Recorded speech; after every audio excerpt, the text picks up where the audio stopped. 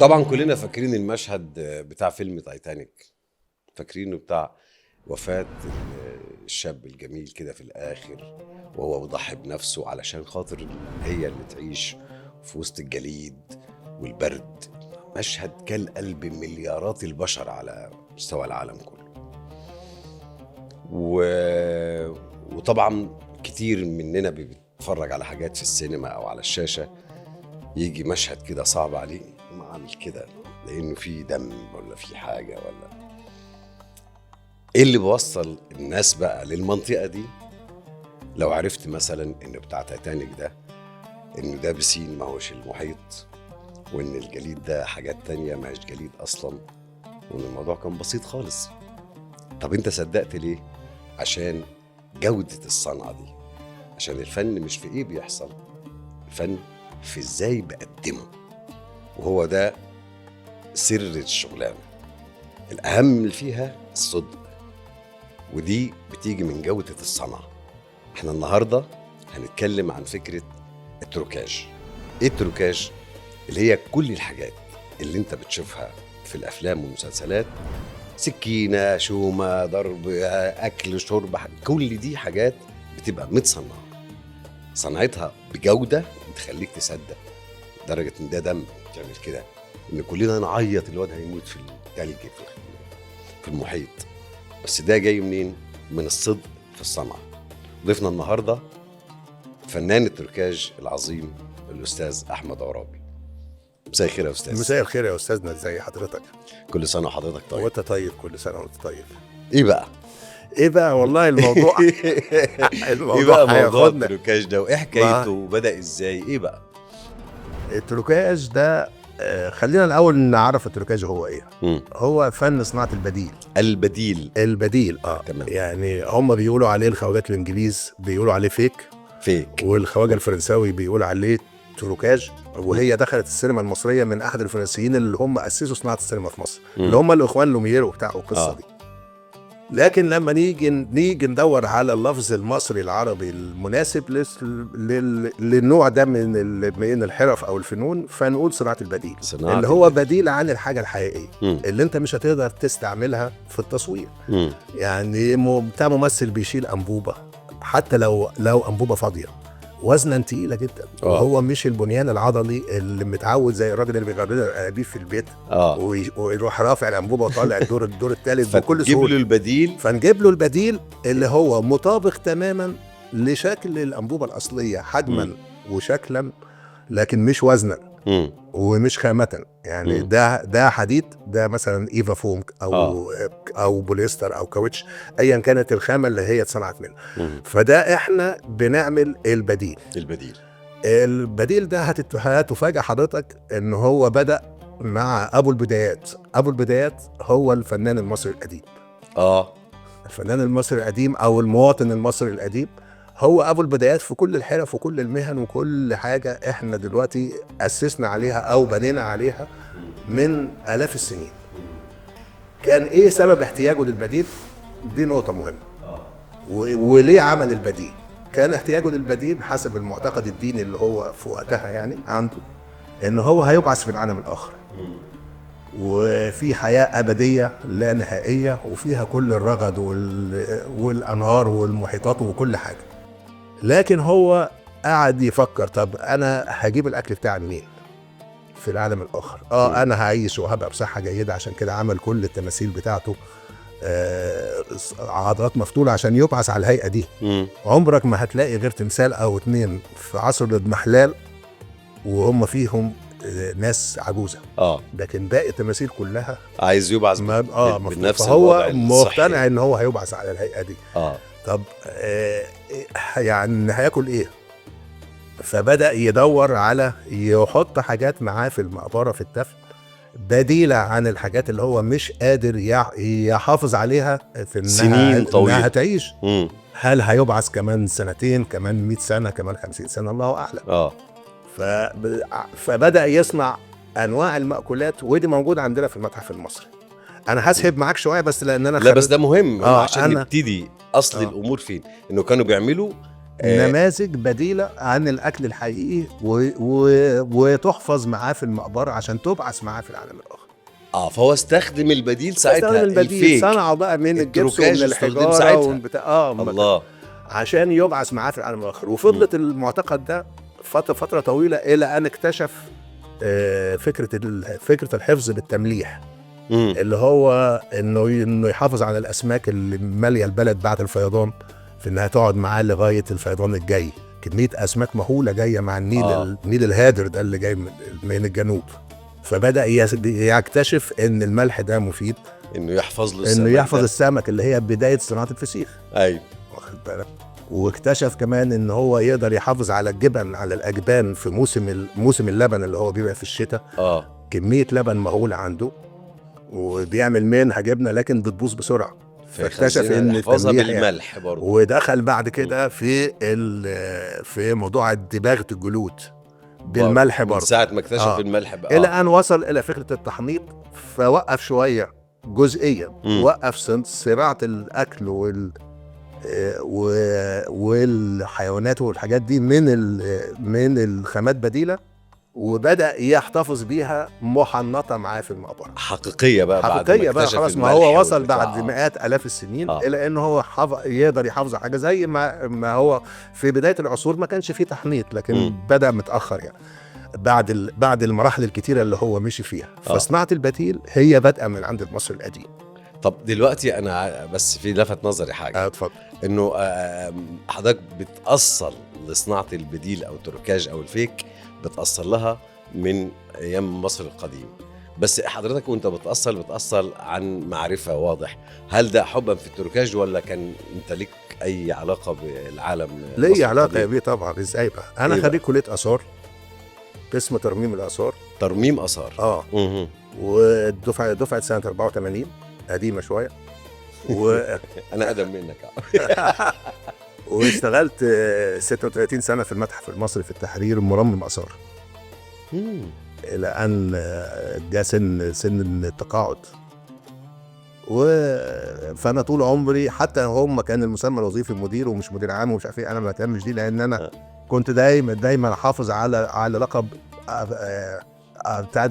بتاع أخصائي ترميم آثار. أخصائي ترميم لأن ده لقب مش هين. أنا أعتقد كده. يعني بني آدم اللي يقدر يمسك قطعة أصلية ويحافظ عليها، ده عمل جليل يعني. ده جواهرجي ده. المفروض يعني. طيب. بس فأنا خبرتي دي من خلال الدراسة، من دراستك وممارستك لعمل من دراسة الآثار. ترميم الآثار. ده احنا في حتة حلوة قوي، وده أهلني كمان حرفيا في شغل التروكاج. أكيد. دراسة يعني الترميم. اللي بيرمم آثار ده يعني مخه وأعصاب يعني. هو طبعا خطورتها بس كمان في إيه؟ إن مفيش مجال للغلط أو الخطأ في الترميم. يعني انت بتصلح الغسالة دلوقتي وباظت، هتروح عند الراجل هتجيب غسالة غير بيتصلح معرفش ايه باظ، لكن ده مفيش. ما ينفعش. مفيش. طبعا عارف الحواديت اللي لا، بس واضح انه الحساسية المفرطة في تعاملك مع الآثار كانت هي سر جودة صنعتك في شغلانة التروكاج او الفيك او البديل.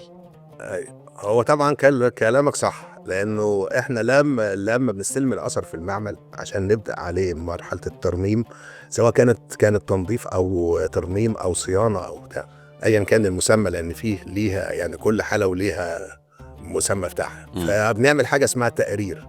فالتقرير ده بيبقى بناخد المقاسات وبالصور لكل التفاصيل بتاعه الاثر لحظه ما انت استلمته. عشان نبقى عارفين ايه التغيرات اللي انت عملتها فيه. هل التنظيف قبل وبعد، وبعدين بنعمل تقرير تاني في اثناء الشغل، وتقرير نهائي بعد ما خلص الشغل. كتر التقارير دي بتخلي الواحد ياخد باله من التفاصيل اللي هي ممكن حاجات ما تبقاش باينه في الصور الفوتوغرافيه اللي هو النظام القديم قبل ما يبقى ديجيتال. فده طبعا خلق عند الواحد شوية الذاكرة بصرية انك انت تقدر تلاحظ او تاخد بالك من التفاصيل.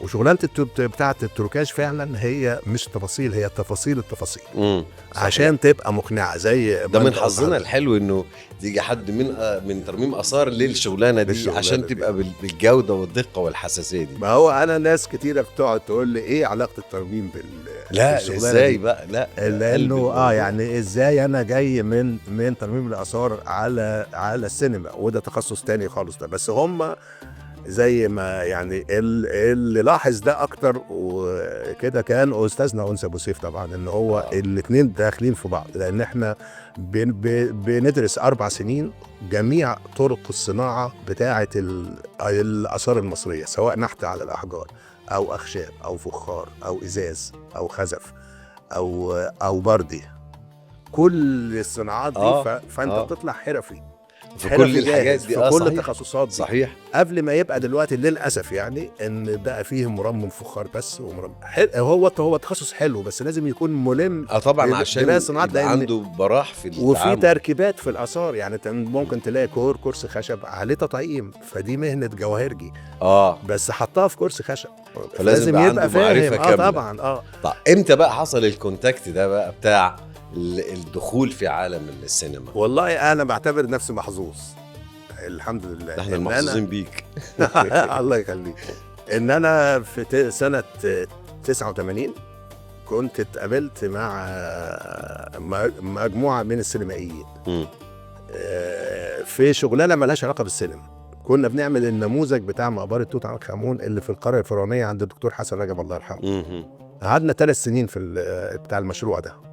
انا قبليهم بعد التخرج كنت اشتغلت في الصاغه، انا و2 اصدقائي خريجين قسم الترميم من دراسه ماده تشكيل معادن بس اللي هي الحليم اللي هو مصاب. طلعنا فتحنا ورشه.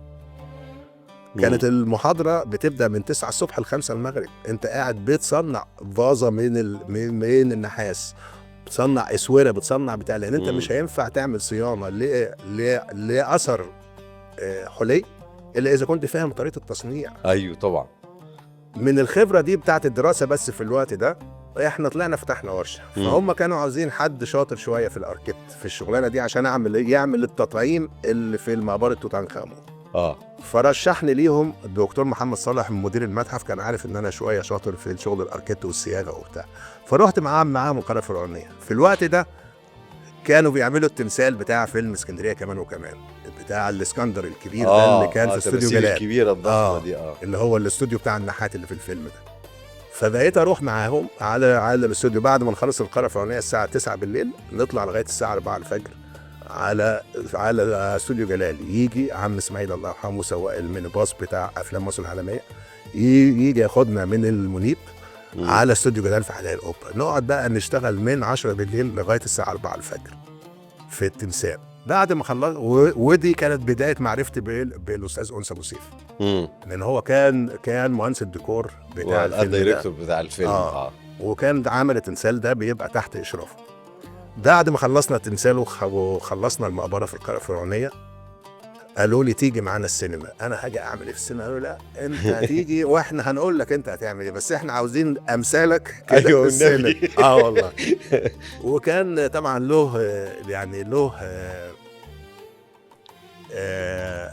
له فضل كبير، يعني كان مهندس فوزي العمري.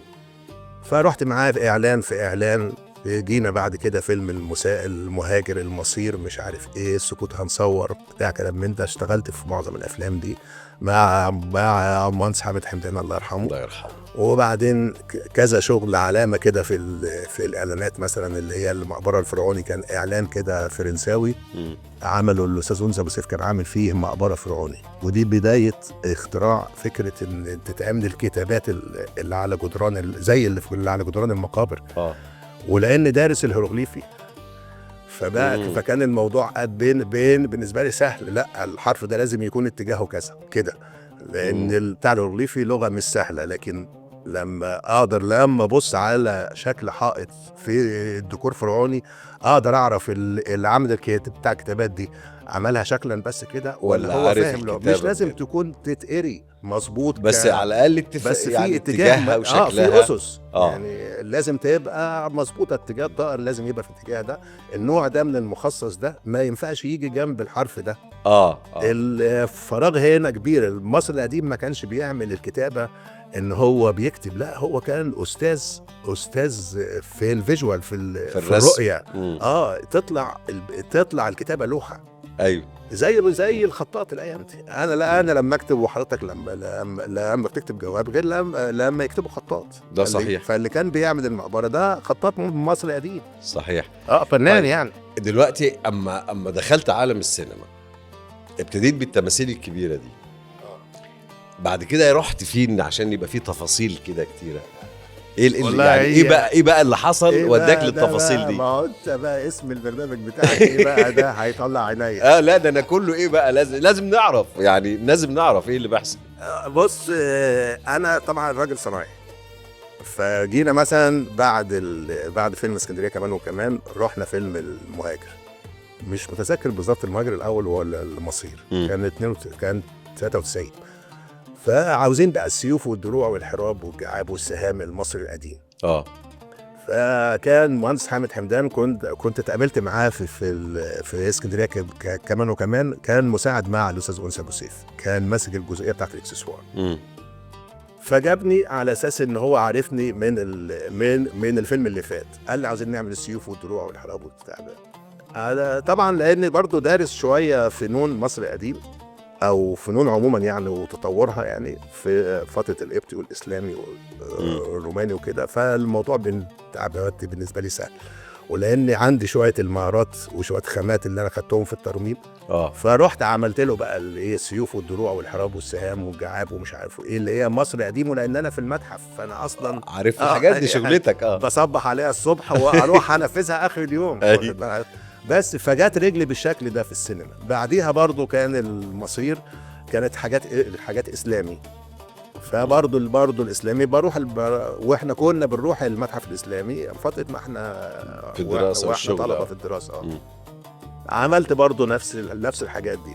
فوزي العمري خدني بقى في الاعلانات في اول التسعينات. ودي كانت بالنسبه لي طفره مهمه جدا. عشان الاعلانات كلها تقريبا قايمه على الموضوع ده. قايمه بقى على شويه حركات. ايوه اللي هي إن ازاي تعمل الازازه ساقعه وهي مش ساقعه. ازاي كانت بدات بقى الخصخصه بتاعت الشركات المياه الغازيه، وبدات تظهر الشركات بتاعت المياه المعبأه دي. ايوه بتاع الازايز. فدي الاعلانات كانوا بيجيبوا ناس اجانب من بره لدرجه ان مثلا كان في شركه واخده اعلانات بتاعه احد الشركات الكبرى يعني في المياه الغازيه على مستوى الشرق الاوسط. ولان كانت الشركات في مصر حكوميه فما كانتش فاتحه هنا ليها فرع. فتحوا مخصوص في 93 عشان بعد خصخصه الشركه ورجوعها للشركه الام. فدول كانوا بيجيبوا ناس من جنوب افريقيا خبراء في الفيشل افكت او في الفيجوال افكت اللي هو كان يدوي قبل الكمبيوتر وقبل الحاجات دي. فتعلمت منها. وكنت الوحيد في الفتره دي اللي بيعمل الازازه الساقعه اللي هي مش ساقعه. اللي هي يعني تشوفها تبلع مشبره. مشبره وعليها نقط ميه وعليها قطعه ثلج صغيره ومش عارف ايه. يعني انت كده يعني انت فعلا محظوظ واحنا محظوظين بيك طبعا. طيب. انه عالم الترميم بحسيته ودقته لخبراء من جنوب افريقيا خدت الجديد منهم، وبعدين بقى عندك منطقه. لا اللي لمس اكتر ان انا استعملت خامات الترميم في تشبير الازازه. دي حاجه تمام. طبعا الترميم احنا كانت بتيجي كلها من بره مستورده، لان بتبقى يعني كل معامل الترميم على مستوى العالم ليهم خامات مخصوصه. اول ما بتتصنع وتبقى ثوره في علم الماتيريالز يعني بتنزل بتاع ترميم الاثار، وبعد كده تنزل بقى على سكيل تجاري فتشتريها حضرتك واشتريها انا عشان اعمل بيها حاجه في البيت وبتاع بعد ثبات نجاحها يعني. فلما جم هم طبعا جايبين الخامات معاهم، بس الخامات خلاص هم كده مش عاوزين يجيبوا الناس اللي هم دول، عاوزين المصري اللي هو ارخص وموجود 24 ساعه بس طول الوقت. المشكله في الخامات بقى. بس بقت المشكله في الخامات. فانا فاكر اول مره كان الاستاذ محسن احمد ربنا يديله الصحه، قالوا لي احنا عاوزينك بكره في اعلان عشان هتلمع ازازه. ده مدير الانتاج اللي قال لي كده. قلت له ماشي. لمع ازازه. عاوزين ازازه حاجه ساعه تبقى بتلمع. هو خد الاوردر كده. فانا رايح اللي في دماغي طبعا ايه بقى هتلمع ازاي؟ فانا عارف ان جلد الغزال بيلمع زي العدسه بتاعه الكاميرا. شفت عم يحيى عباس الله يرحمه وهو بيطلع حته جلد الغزال من الشنطه وبيمسح بيها العدسه بتاعه الكاميرا اللي احنا بنصور بيها. خدت من عم يحيى حته جلد غزال ورحت الشركه في شارع لبنان في المهندسين. دخلت لقيت صاله اجتماعات كبيره واجانب ومصريين قاعدين، وهو جاء الراجل اللي هيشبر لنا الازازه. ايه الاجتماع ده كله عشان انا مش جاي اشبر، ده انا كده اتشبرت. قالوا لي الموضوع كذا كذا ومش عارف ايه، انتوا بتعملوها ازاي هنا؟ واضح ان المدير بتاع الشركه قال لهم انتوا بس تيجوا واحنا عندنا كل حاجه وعندنا الراجل اللي هيعمل. ده اللي انا فهمته. طب ما تخليهم يجوا ويجيبوا الخامات. بس كانت حلوه عشان انا ادور. فقالوا لي احنا بقى بنحط مش عارف ووتر دروبس ايه ومش عارف نعمل ايه ومش عارف ايه وبتاع. قلت لهم لا احنا عندنا طريقه تانية. طب انتوا بتستعملوا ايه الخامات وبتاع؟ قلت له طب سيبني يومين واجيب لك تيست. ورحت قعدت اكسر ازاز حتت بتاع صغيره واحاول الزقه على الازازه يديني شكل التلج. مفيش. اكيد ما اعرفش ملح خشن وملح ناعم واحط على الازازه. مفيش. انا كل يوم الصبح بروح الترميم من المعمل في المتحف المصري. ببص كده لقيت بارالويد بي 72. انت هنا تعالى. ايه بقى ثانيه واحده؟ بارالويد بي 72 دي إيه خامه احنا بنعزل بيها الالوان على سطح الحجر لما نيجي نحافظ على الالوان عشان الناس اللي بتلمس الاثار في المتحف. فاحنا بنديها كود كده ما بيغيرش شكل بتاع دوت اللون. وسهل ازالته عشان لو طلع بعد 20 سنه ان الخامه دي مضره للاثر يبقى بتبقى ريفرسبل. سهل ان احنا نشيلها. بتيجي كريستالات وبندوبها في اسيتون حسب بقى درجه اللزوجه اللي انت عاوزها لما تعملها بيها. خدت الكريستالات دي وعملت اذن ومشيت قبل ميعاد العمل. انا كده لقيت الكنز. انا بدور على دي بقالي كتير. خدتها ورحت جبت ازازه من البقال وقعدت ادوف بتاع ده ورحت لازقها عليه ورحت جاري على الشركه. الاجانب نفسهم بقوا بيتنططوا ايه الخامه اللي بتلزق لان هم عندهم خامات ما بتلزقش. كده ناقص الووتر دروبس اللي هي نقط الميه. قالوا لي احنا الميه الحنفيه عندكم تقيله شويه لان ميه النيل لان ما فيهاش ملح وبتاع كتير فبتبقى ميه كثافتها اعلى شويه من ميه البحر. وميه البحر ما بتنفعش برضه لان فيها ملح كتير. فكانوا بيستعملوا الميه المعدنيه الايفيان الفرنساوي. تخيل ان في 93 الوقت ده كنا بنشتريها من الاجزخانه. والله العظيم.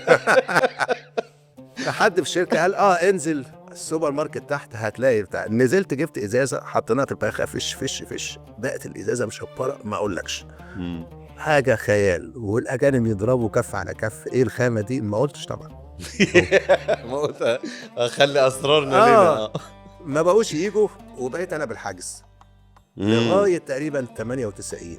الله. اروح اصور الصبح يعني او النهارده اعلان يطلع بقى ميه يطلع حاجه ساقعه يطلع لبن يطلع عصير يطلع اي حاجه. اعمل بقى شويتين بتوع ده ومحدش حتى كانت الخامه بعض الزملاء في التصوير ياخدوا شويه منها عشان يروح يسال. ما انت مش هتلاقيها عند لا بتاع حداد وبيات ولا عند بتاع كيماويات. مش هتلاقيها صح. دي جايه من سويسرا. يا جماعه ده ما يفهم ده موضوع تاني. بس انت فيك حاجه انا لاحظتها انه يعني مثلا ساعات كده يجيني دور ايه ابقى عايز اعمله. لا انا عايز من وراه مبلغ اتغني ولا انا عايز ولا اثبت لاي حد اي حاجه. بس انا عاجبني اعمله. يعني بيحصل كده. انا شايفك بتشتغل مع الشغلانه بالطريقه دي. انا عاجبني اعمله. ده صحيح طبعا. يبقى فكره الشغف اللي عندك دي ايه سرها؟ عايز يعني ايه حكايتها؟ لا هو طبعا الموضوع ممتع جدا ان انت تعمل حاجه متفرده، دي بتخليك تحس احساس الرضا عن نفسك غير عادي، واحساس بتاع جميل ان انت تنام بالليل وانت مبسوط، دي اهم حاجه. انا جبت جون النهارده، عملت جبت جون النهارده، عملت التشبير، عملت الحاجه الساعه جامده النهارده. بقيت اصور الاعلان الصبح او النهارده، وتاني يوم عند بتاع الفوتوغرافيا نعمل بقى اللي هي البوسترات اللي هي الاو الدور بقى اللي بتتعلق على الثلاجات وعلى السوبر ماركت وفوق العمارات وبتاع. كل اللذاذ دي خدت حوالي 6-7 سنين في المتخصص في التشبير ده. نقلني لموضوع تاني اصلا. انا كنت اشتغلت فتره اكسسوار، قلت لك ان انا ايه احط السجاده واجيب الترابيزه ومش عارف ايه، وفي الاخر قلت انا مش بتاع اكسسوار، لاني مثلا نيجي عند الباك شوت اللي هو اهم جزء في الاعلان. كل الاعلان ده معمول عشان المنتج ده. ايوه. فانا بقى ابقى بحط اللوحه دي وببقى بعمل معرفش الفازه هنا على الترابيزه وبتاع، يقول لك ايه طب هنا في نقطه ميه بس على الازازه، فتسيب ده وتجري. فقلت لا انا لازم اوقف الاكسسوار، انا بتاع سبيشال افكت بس. وقعدت 2 سنين من غير شغل لان زعلوا ان هو كان بيجيب 1 في 2. واحد اكسسوار بروح اجر فرش واجر بتاع وانا اللي بعمل الشوط الصب بتاع اللبن وبتاع. واول واحد جاب البويه البلاستيك لما بدات تنتشر بعد دائرات الزيت وبتاع وقفت، واستعملتها بديل اللبن الحليب لما بدا يظهر اللبن المعلب. اصلا ما كان فيه قبليها في الفتره دي في اول التسعينات كان لسه اواخر عهد اللبن المبستر بتاع شركه مصر للالبان اللي في الازايز. بعد كده بدات تظهر علب اللبن، فده حصل طفره في الاعلانات. اللبن ده لازم تحس ان هو كريمي وان هو تقيل وان هو يعني يخليك تقول لا اسيب بقى اللبن اللي انت بتجيبه ده وهات اللبن ده عشان معقم ونضيفه ومش عارفه ايه، وطبعا شويه الدعايه بتوع المنتجات دي. فدخلت في جزئيه تانية اللي هي ازاي تخلي اللبن شكله حلو، وازاي تخلي الشوط بتاع صب الميه او صب اللبن ينزل شكله حلو. الشوط البورنج نفسه ده في بتاع الكوبايه اللي هو بيخبط في عرض الكوبايه ويلف ده ليه بتاع ميكانيزم معين. ما بتعملش كده هات علبه وصب في كوبايه، عمره ما هينزل ويلف كده. ايه بقى اللي بتعمل عشان يبقى تعمل كده؟ بص لازم تبقى الكوبايه بتاع محطوطه بزاويه ميل مخصوصه عشان هو يخبط في جنب القعر ويلف ويروح طالع كده. وهي بتاخد سلو موشن. وبعدين ان العصير او اللبن او الميه تنزل عامله سوسته كده، ده ميكانيزم بنعمله جوه العلبه نفسه. انا درست حاجه من حد يعني كان قالها كده بالصدفه، ان السوائل بتاخد شكل اللي هي نازله منه، شكل الوعاء او شكل اللي هي نازله منه. فلو انت عملت ماسوره جوه العلبه سوسته وصبيت هينزل اللبن يكمل حركته.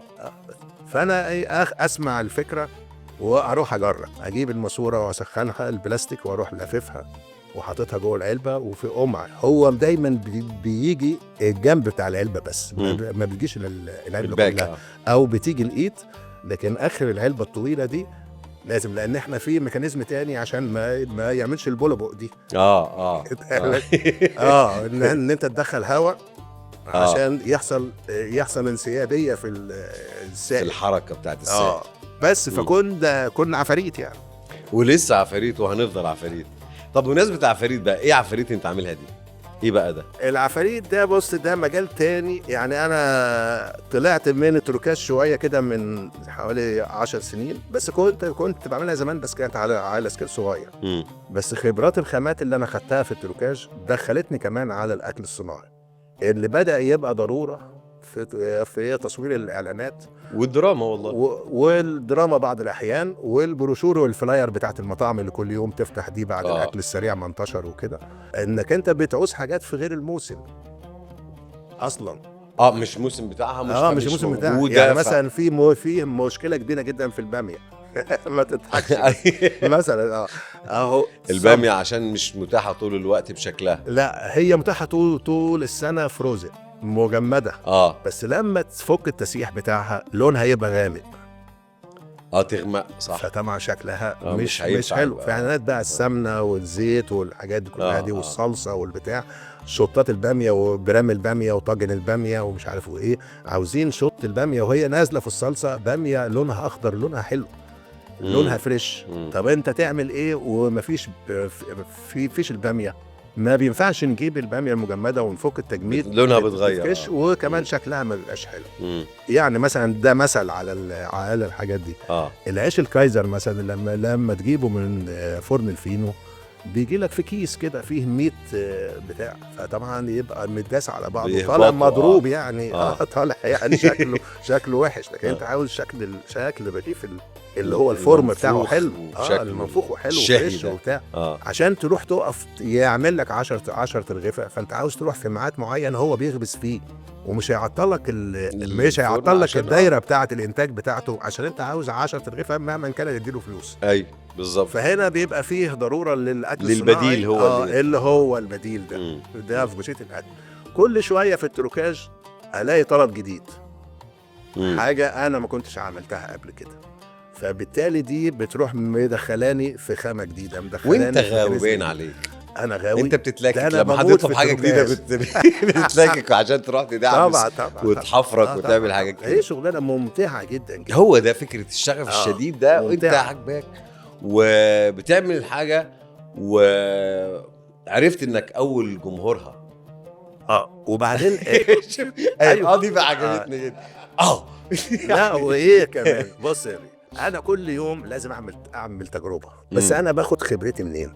انا باخد خبرتي اروح اشتري الخامات واعمل عكس المكتوب عليها.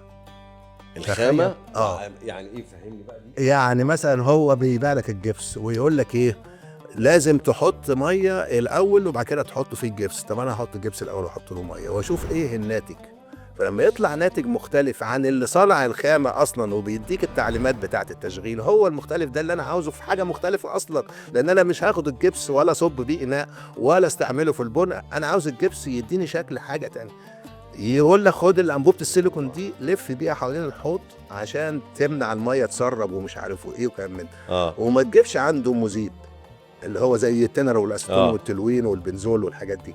لا ده انا هجيب السيليكون واحط الام وبنزول وتلوين ومش عارف ايه، فلاقيه بيسيح وبيمط. طب ما انا عاوز خامه تسيح وتمط.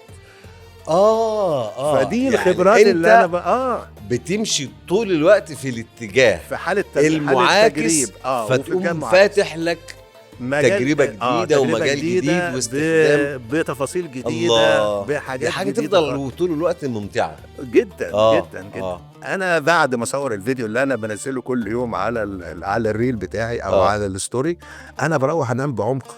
ايوه اللي هو احساس بتاع جبت جون خلاص جبت بس كده. هي شغلانه عاوزه دايما تبقى، وده الفرق بين الصانع والبايع. الصانع والبايع يعني في واحد بيصنع الغساله الفوتوماتيك طول الوقت هو بيطور فيها، وفي واحد بيبيع الغساله الفوتوماتيك بياخد اللي اداهوله الصانع اللي وافق ان هو يديهوله. وده الفرق بين صانع التروكاج وبياع التروكاج. الله في حد بيبيع تروكاج، فلما تقول له طب انا عاوز اعمل مش عارف السرنجه يخش جوه، يقول لك طب استنى لما اسال اللي بيصنع. لكن لما بيكلم الصانع يقول له بس هتبقى طول السن مش عارف شويه كده وطول مش عارف ايه، لان انت بتتكلم المطبخ. ايوه فهو ده يعني زي كل حرفه هتلاقي فيها الصانع والبيع، حد بيصنع او حد بيشتري او حد بيبيع وانت تشتري منه. انت صنعت ايه بقى؟ انا صنعت ايه؟ عاوز تشوف ايه؟ طيب لان تقريبا يعني حاجات كتير اللي يعجبك اللي بس ورينا كده. بص مثلا دي عصايه البسبول اللي هي شهيره دايما في الخناقات والبتاع والحاجات دي. واخد بالك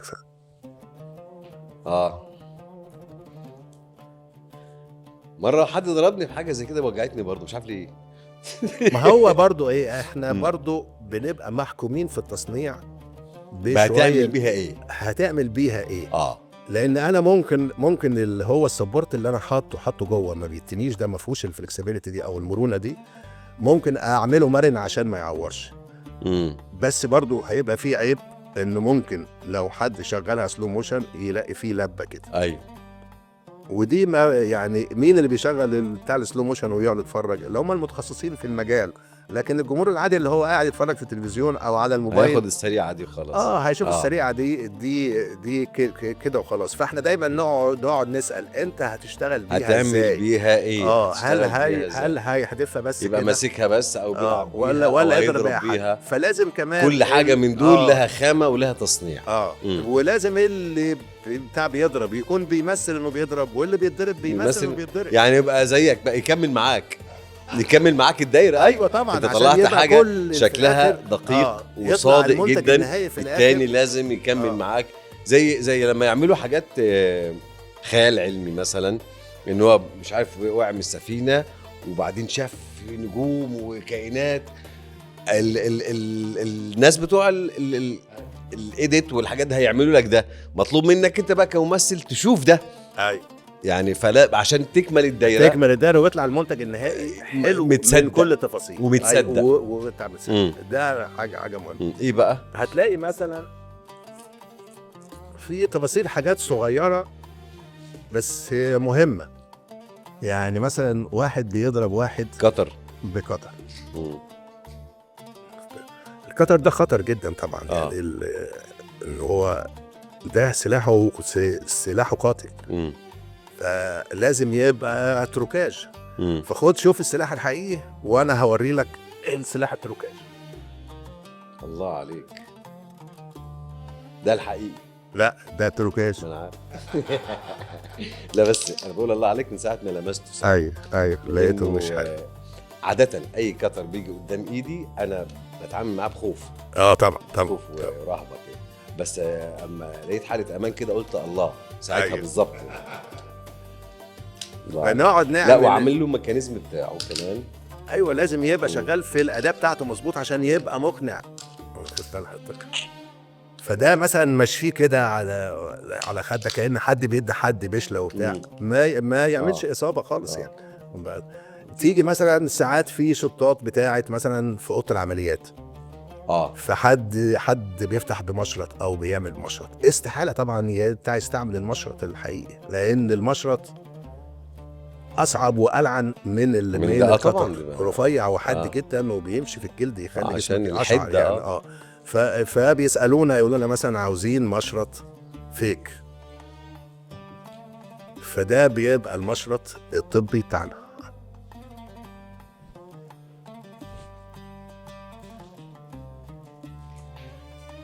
بص الدقه، شايف؟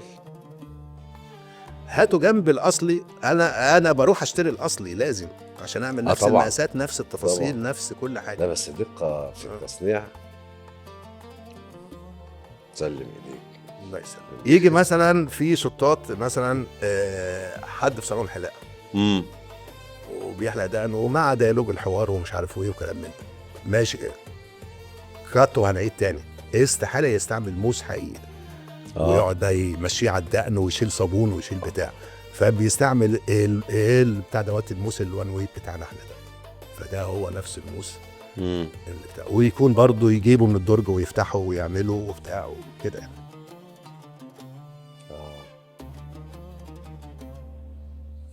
بص انا عايز اكلمكم بس عن الدقه في ايه كمان. حضرتك مش عارف الكاميرا جايبه معاه ولا لا، شايف النصل فيه حده. لازم يديك اساسا انه هو حامل حده. الحده دي ده تاتش معمول، اديت حاجه تاتش معمول عشان تبان انه من هنا في حده. ايوه ما هو دي ده بقى كلامك صح في ايه، ان نقعد نجيب الحاجه الاصليه ونشوف هي شكلها حامل ازاي. الحاجه بتتصنع اولا ما بتبقاش مسنونه، لما تتصنع الاول بتبقى كلها بتلمع وحصل لها بوليشنج وبتاع وبتبقى نيكل او ستيلس او ده ايا كانت الخام. عشان يخليها حاده فلازم يمشيها على الجلخ الصنفره، الجلخ او على الجلخ او على الصنفره او المسن. المسن ده بيحول اللون اللميع ده الى لون مط، لون مط زي ده كده. فانت لازم تعمل اللون المط الجزء الاخير ده يبقى مط كده عشان يبان احساس لما تشوفه حده ان ده مسنون وان ده حامي وان ده الاصل. هتلاقيه في القطر وهتلاقيه في المشرط في وهتلاقيه لما يجي مثلا خناقه في حجز مثلا في بتاع وفي بشله او الموس، فده الموس اللي هو اللي هو بيبقى ممكن ده يبقى نصين ويبقى في الحلق وبتاع، لكن ما يعورش برضه. نفس اللي هو الموس التقليدي نفس البتاع الحده بالظبط. ايوه، لان ساعات نقول مثلا طب لو هيركبوا في مكنه قديمه واحد كبير شويه في السن واقف يحلق، فلازم يبات في المكنه يبقى نفس الفراغات اللي هي السالب والموجب بتاعه المكنه والموس يركب فيها وتتقفل وبتاع ادوات وبيحلق. فهو الشغلانه في التفاصيل وفي دقه التفاصيل ان انت تعملها. طبعا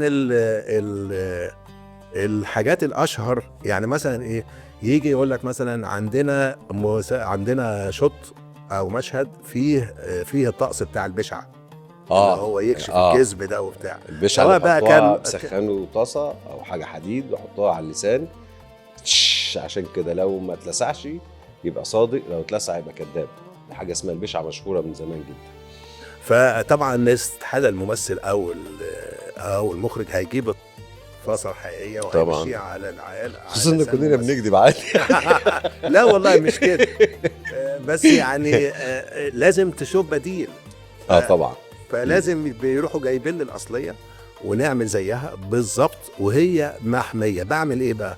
بجيب فعلا الحاجه الاصليه دي سواء كانت الطاسه او كانت او السكينه، واروح لحد عنده اكسوستيلين اللي هو الاكسجين والاسترين اللي هو النار اللي هي بتاعت تطير، لان هي دي اللي تسخنها بسرعه، واخليه يسخن السكينه، اشوف التغيرات اللي بتحصل، ولما تبقى حمرا زي النهاره يبقى شكلها عامل ازاي، واروح اعمل زيها بالالوان عشان تبقى مقنعه. لو انت فاكر المسلسل حق عرب اللي كان السنه اللي قبل اللي فاتت، كان احمد العوضي بيمشوا كان بتاع دوت في رياض الخولي وبتاع، بيقول له طب مشي بشعه اللي هي دي.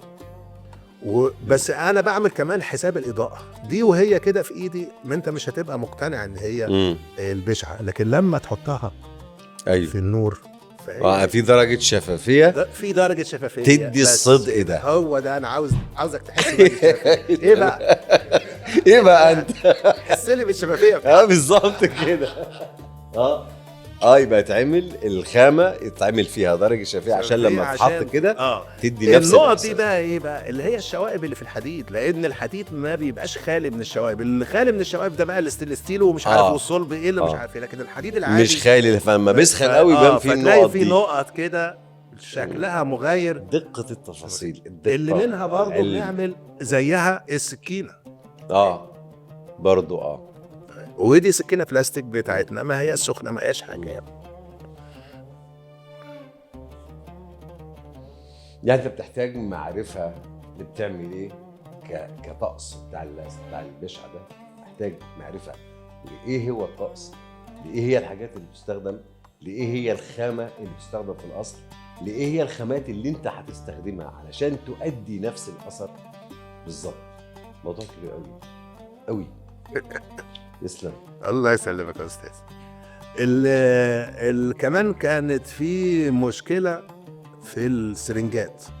سرنجة ان حد ياخد عينة دم، حد يدي حد حقنه، حد يضرب حقنه في رقبه حد يخدره بتاع كلام من ده.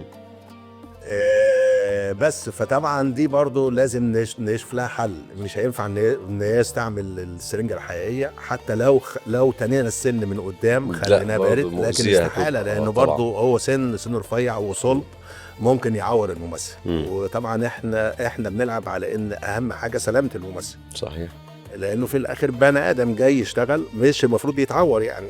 وبعدين احنا الهدف ده دايما كنت بقول، الهدف ان احنا نوري ده ازاي، مش هو حصل ازاي اصلا. يعني مش ده الموضوع. السينما كلها عباره عن مش هاو تو دو، هاو تو شو. صح، هي دي الفكره فعلا. طب استاذ احمد، الموضوع ده واضح انه من كتر الدقه والحساسيه والاخلاص ان تطلع حاجه يعني بدقه شديده جدا. الخامات دي هل متوفره طول الوقت هنا في مصر ولا في ندره في الخامات وفي مشكله في الموضوع ده؟ والله ده سؤال مهم جدا. احنا طبعا عندنا ندرة في الخامات اللي هي الخامات المسموح بيها انها تيجي السوق المصري. وانا بعد ازمة الكورونا ولما بقى ما فيش نقل بين الدول والحاجات دي قل شوية وبتاع، بقى تركيزي كله ان لازم اشتغل بخامات محلية. هو كمان المشكلة ان ما فيش خامات مخصصة للتروكاج اصلا، لان دي صناعة استهلاكها قليل. فما يقدرش يبقى في خامة مخصوصة بتنتج على مستوى عالمي، عشان لان اي حد بينتج بكميات ضخمة عشان تبقى تجارية، برودكشن وانتاج كمي مهول يعني. بس احنا الشطارة هنا ان احنا بنحاول نوفق الخامة اللي جاية الحاجة نعمل بيها حاجة تاني. فبقى تركيزي كله ان انا لازم اشتغل بخامات محليه عشان ما اقعش في الدروب بتاع فتره الكورونا او ما بعد الكورونا حتى، لان برضو خدت شويه الخامات على ما بدات فيه يبقى في سيوله في الحركه وفي الشحن والنقل التجاره وكده بين الدول وكده يعني. فعاوز اقول لحضرتك ان احنا بنشتغل بكل الخامات اللي ما تتخيلهاش. يعني اجزاء كتير في التروكاج فيها حديد بس تحطه فين؟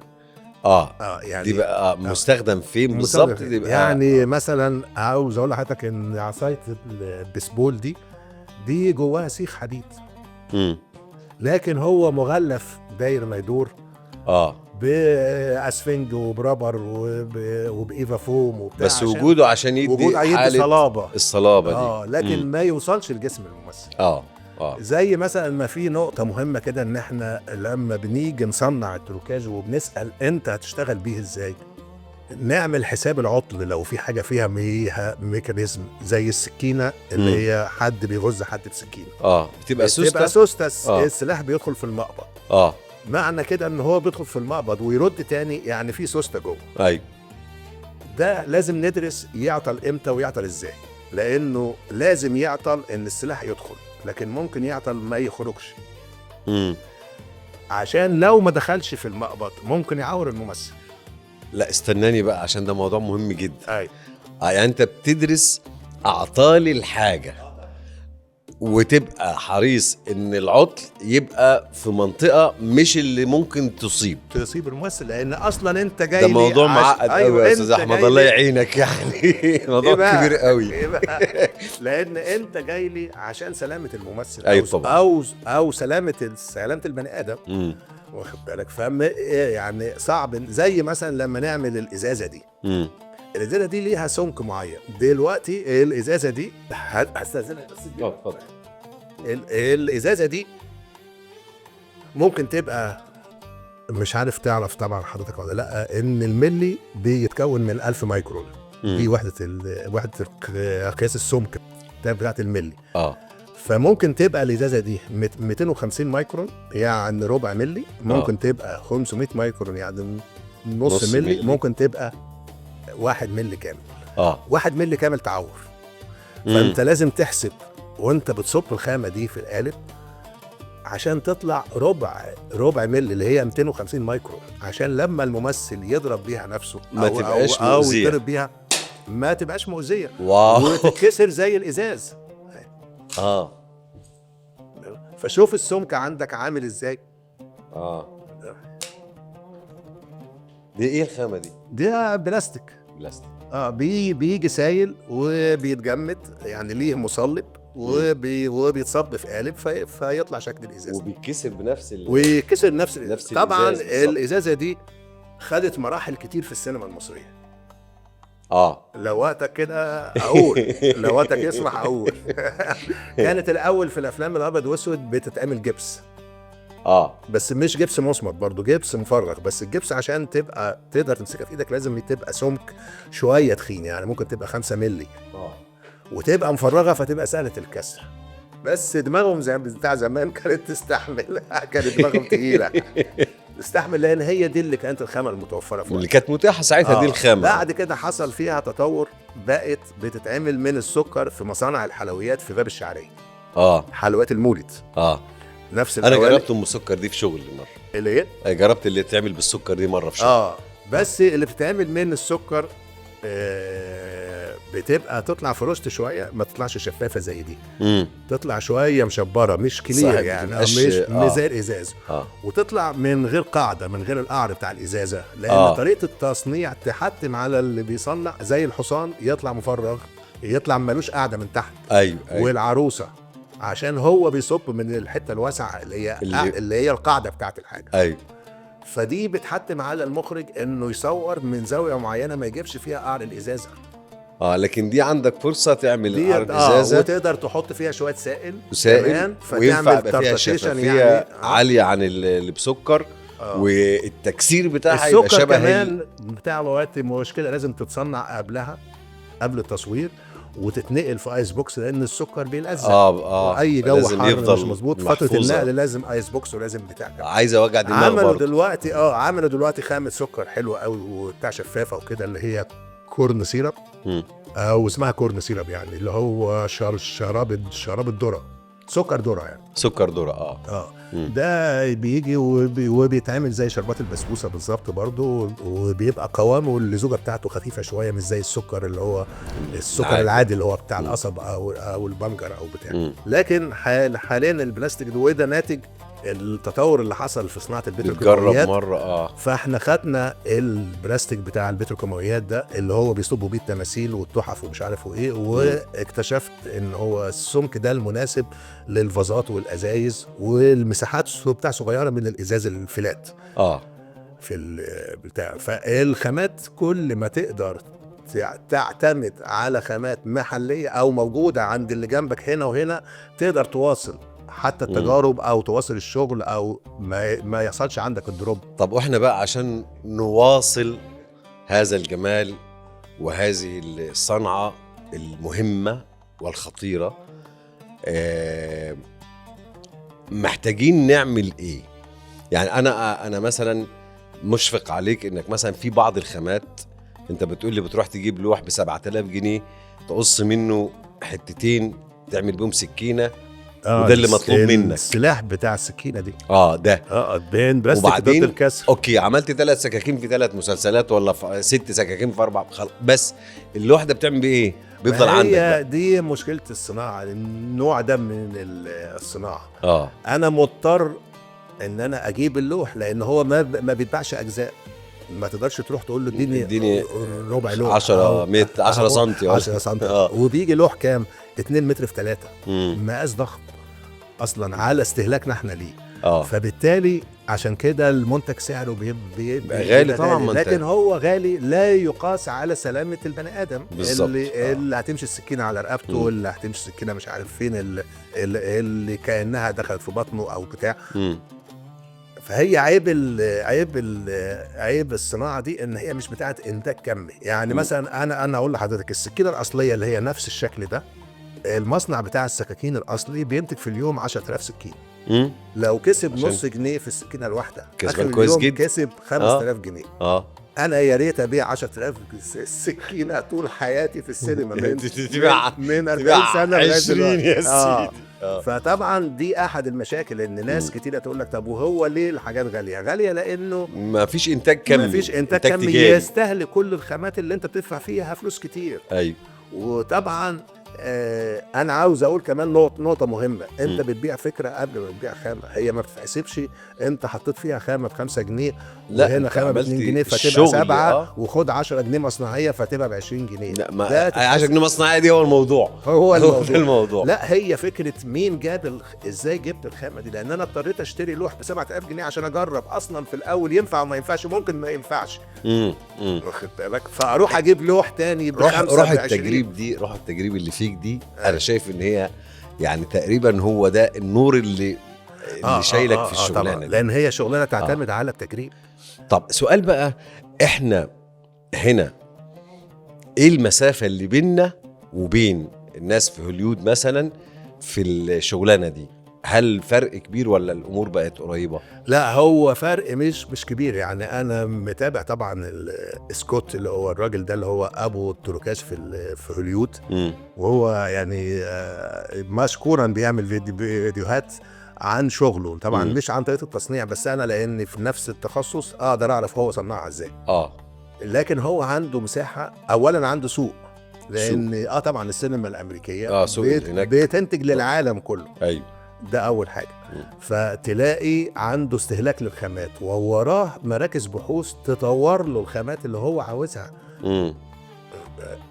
احنا بنشتغل بنفس الجوده والتفاصيل بتاعه السينما الامريكيه، بس بينقصنا شويه الخامات الزياده اللي هي عندهم، اللي هي منها خامات كتير غير قابله للشحن بتاع التصدير. تيجي في المطار هنا فيقول لك لا اصل دي ممكن تكون بتدخل في تصنيع حاجات محظوره يعني محظوره، او تستنى لجنه من وزاره الصناعه تيجي تعاين، هي اللي تعاين وتسمح بيها. ففي وجع دماغ عشان تجيب النوع ده، ياخد وقت كتير وفلوس كتير.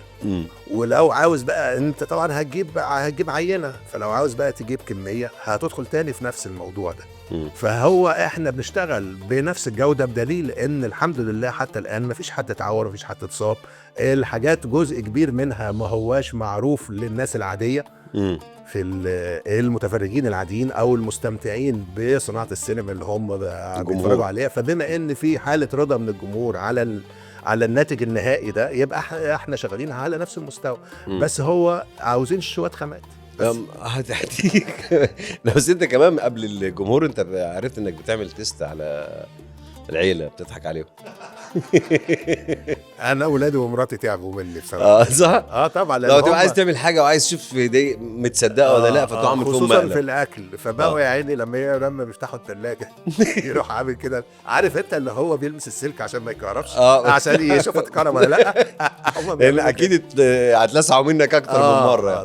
طبعا لان انا محتاج حد جرب عليه. والاثنين المساعدين او الثلاثه اللي هم معايا في الاتليه عندي، ما هم شايفيني بصنعها، فمش هينفع تعمل عليهم تيست اول مره يشوفها. كتير زملاء كتير من افراد الانتاج لما يجي ياخد سكينه مثلا، فبقى حاطط جنبي حته كيكه مثلا، فاقول له كل، لا والله لسه واكل بتاع. ما دام قال لا والله لسه واكل، يبقى هو مقتنع ان دي شكلها حقيقي. احلف عليه ياخد وياكل وبتاع، بعد كده نهزر وبتاع كمان. ده تيست مبدئي، ما حدش جالي النهارده وانا مش هبات قبل ما اعرف هي حلوه ولا لا. كفرانه معايا. اروح واخدها على البيت. بقى نصيبهم بقى. نصيبهم. طب في حاجه انا عرفتها عن حضرتك، وانا يعني ممتن جدا لها وسعيد ومتشرف الحقيقه، انك على قد ما اسمك كبير في السوق، وبيجي شركات الاعلانات وشركات اللي بتعمل دراما تتفق معاك وتؤمر بيها يا استاذ احمد وعايزين كذا يا استاذ احمد، انت بتروح تدي لطلبه المعهد السينما وفرق المسرح اللي هم الهواة الشباب الصغيرين، بتديهم الشغل ده مجانا محبة منك.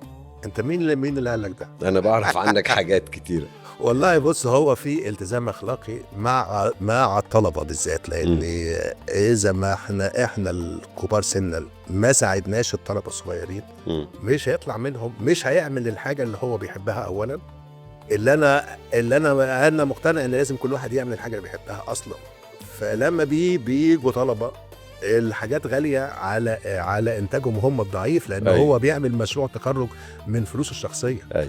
فلازم اساعده انه يعمل مشروع تخرج زي ما هو حلم بيه وزي ما هو عاوزه، فياخد الحاجة اللي ما بتتكسرش وما بتبص، بياخدها يصور بيها ويرجعها. الازايز والحاجات الازاز والحاجات دي بتبقى 50%، لان دي مش هترجع تاني. واذا انا ليا بتاع نظره، لان انا لابس طبعا بتاع، فليا نظره ثاقبه شويه، بقدر اعرف هو يعني حالته الماديه عامله ازاي. ساعات كتيره بديها لهم فري يا حبيبي. الله يسعدك. ده لازم يعني، زي ما احنا بنعمل كورسات مثلا فري برضو في اسكندريه. اللي انت بتعمله بقى في مهرجان اسكندريه للفيلم القصير ده، انا تقريبا دي من الحاجات اللي بتمنى طول الوقت تبقى موجوده في كل حاجه، انك انت بتشرب شباب جداد هذه المهنه بشكل علمي ومدروس، لدرجه ان عرفت انك اشترطت انهم لو خريجي فنون جميله يبقى احسن، عشان يبقى موفرين كتير من من التأسيس. الخبرات والتأسيس. يعني الموضوع الصعوبة دي محتاجة بقى تتنقل لناس علشان يبقى عندهم هذا الخيال اللي يؤديهم للمهن دي عشان يطلعوا الحاجات دي. صحيح. اللي انت بتعمله بقى في مهرجان اسكندرية للفيلم القصير، بتعمل ورش مع شباب جداد علشان يواصلوا هذا النوع. صحيح. صحيح. الورش دي كان عندك كام واحد مثلا؟ هو طبعا المهرجان كانوا عاوزين يجيبوا عدد كبير، بس عدد كبير هيبقى فيه يعني على فرد واحد بيدي وبيعلم بيبقى صعب. ففضلنا نقلل فيهم لغايه لما بقوا 6 افراد. 6 افراد كويس قوي على مدينه زي او محافظه زي اسكندريه، في ان هو يبقى عندهم قاعده لمصنعين التروكاج. ايوه. في حاله لما يكون هينتج فيلم، عاملينه فيلم قصير او فيلم مستقل او فيلم طويل هينتج في اسكندريه، فعندهم المصورين وعندهم المخرجين وعندهم مديرين الاضاءه وعندهم الكتاب والسيناريست والحاجات، كل معظم والملابس وكله موجوده، بس مش موجود حرفه التروكاج هناك. فبيضطر ينزل القاهره. طب ما احنا نساعدهم في ان يبقى عندهم قاعده من معظم التخصصات. فعرفانا لمهرجان اسكندريه عشان كرموني السنه اللي قبل اللي فاتت، وكان حفل جميل قوي. قدموا مين اللي قدم؟ واحد صاحبنا اسمه صبري. واحد صاحبنا ايه بقى المهم يعني. بس فانا هو المهرجان مشكورا عشان يحصل ربط بين المهرجان وبين البيئه المحيطه للمهرجان. فقلنا نعلم شباب بتاع دوت السكندري. المهرجان بيصرف على الخامات والماتيريالز كلها بتاعت التعليم والمكان وكل حاجه، وانت متبرع بالجهد والخبره والابداع وبيعلم. الله يسعدك. والسنه دي ان شاء الله لو لينا عمر هنعمل في الاكل الصناعي، لان برضو في جزء كبير من الفود ستايلست اللي هم الجماعه اللي هم بيعملوا الاكل اللي شكله حلو، مش الاكل اللي يتاكل. لان هو في فرق بين الفود ستايلست وبين الشيف. الشيف يعمل اكل يتاكل، الفود ستايلست يعمل اكل شكله حلو. فالجماعه دول عشان ينزلوا القاهره ياخدوا يدرسوا او يتعلموا الاكل الصناعي ده تكلفه كتير، وشغلهم مش زي الجماعه اللي في القاهره. فهم كمان ماديا مش قد كده. فالمهرجان مشكورا قال خلاص انا هو هيتكفل المهرجان بالخامات وانا هتكفل بالمجهود. والسنه دي ان شاء الله في مهرجان اسكندريه هنعمل برضه ورشه عن الاكل الصناعي للفود ستايلست اللي هم من اسكندريه. تخيلوا يا جماعه الاستاذ احمد عرابي بيروح يدي للطلبه دروس اهو ببلاش، وطلبه المعاهد اللي عايزين يعملوا مشروع تخرج بيروح يديهم الحاجات ببلاش دعما منه لهم، علشان حتى قال كلمه حلوه قوي، قال اساعده يحقق اللي كان بيحلم بيه. ودي ما تجيش غير من واحد حابب وفنان. في نفس الوقت الاستاذ احمد بيتعرض عليه من جماعه بتوع التيك توكرز، عارفين بتاع التيك توكرز اللي بيعملوا فيديوهات اياها دي، انه عايزين منه شغل عشان يعملوا بيه افيهات برضو على قدام الفيديوهات بتاعتهم، وعارضين عليه مبالغ مهوله. وكان بيرد عليهم ويقول لهم دي حاجه تخص السينما بس. استاذ احمد شرفتني ونورتني ونورنا ربنا يعزك اللي بيتفرجوا علينا قد ايه الشغلانه كبيره ووراها علم ومجهود ودراسه ضخمه جدا. ربنا يخليك. شكرا يا استاذ احمد، وكل سنه وانت طيب. وانت طيب كل سنه وانتم طيبين. متشكرين جدا على الوقت الجميل ده. رمضان كريم.